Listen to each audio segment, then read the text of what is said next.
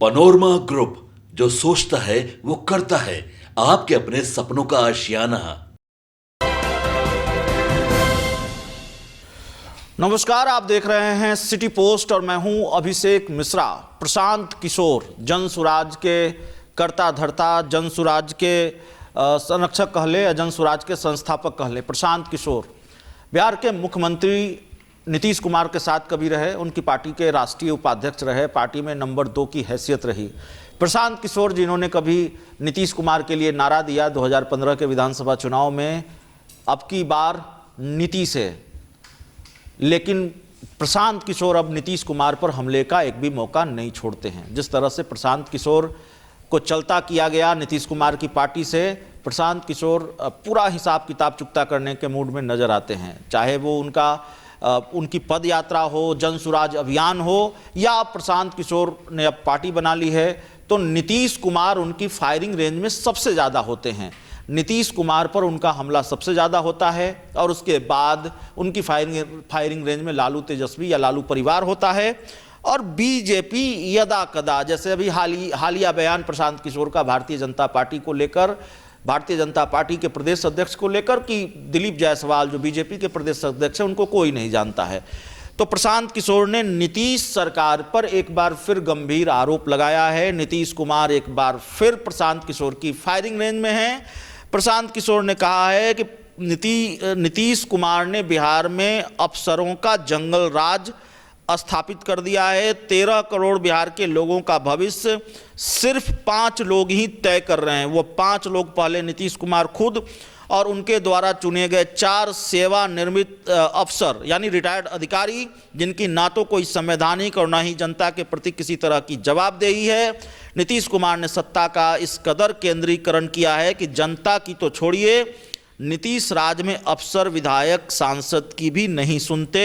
नीतीश सरकार में अफसरों का जंगल राज चल रहा है। तो जंगल राज जिसका नारा लगाकर, जिसकी आवाज़ बुलंद करके नीतीश कुमार ने सियासत की, सत्ता की फसल काटी है। कभी लालू राज को आतंक राज और जंगल राज बताया, आज उन पर जंगल राज का आरोप लगा रहे हैं प्रशांत किशोर। पूरा बयान सुनिए प्रशांत किशोर ने क्या कहा है। बिहार ने लालू जी के राज में जंगल राज देखा है, अपराधियों का जंगल राज देखा है, जहां अपराधी लोगों को लूटते थे, डरते नहीं थे, उनको किसी का उन पर कंट्रोल नहीं था।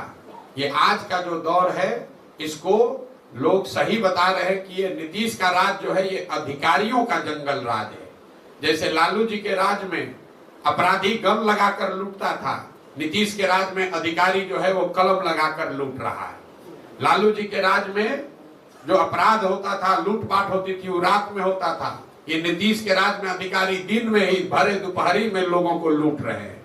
जैसे लालू जी के राज में अपराधी डरता नहीं था, कहता था जाओ जो करना है कर लेना, हम किसी से नहीं डरते हैं। वही हाल नीतीश के राज में अधिकारियों का है। आपसे घूस लेगा ही लेगा, आप चाहे पत्रकार है कि जनप्रतिनिधि है, कितने बड़े आदमी हैं, वो कहता है जिसको जो करना है कर लो, पैसा लेंगे ही लेंगे। तो ये जो नीतीश का राज है ये अधिकारियों का जंगल राज है। ये क्यों है? ये इसलिए है कि नीतीश कुमार ने पिछले कुछ वर्षों में सत्ता और संसाधन का पूरी तरीके से केंद्रीकरण कर दिया है। सारे चुने हुए प्रतिनिधियों का अधिकार वापस ले लिया गया। कोई आप मुखिया, विधायक का, मुखिया सरपंच का बात छोड़िए, विधायक मंत्री का भी कोई वैल्यू नहीं है, इवन अफसरों का कोई वैल्यू नहीं है। सरकार को चला कौन रहा है? सरकार को सिर्फ 5 लोग चला रहे हैं।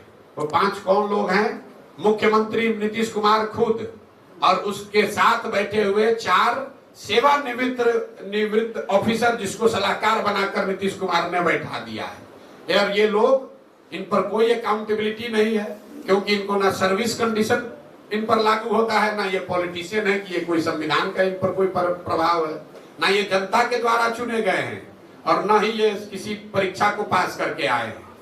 किसी जमाने में अफसर थे, अब नीतीश कुमार ने उनको सलाहकार बनाकर 5 लोगों को बैठा लिया है और यही लोग 13 करोड़ बिहार के लोगों के भविष्य को तय कर रहे हैं, जिन पर कोई ऊपर से कंट्रोल नहीं है। जो इनका मन हुआ वही ये लोग करेंगे।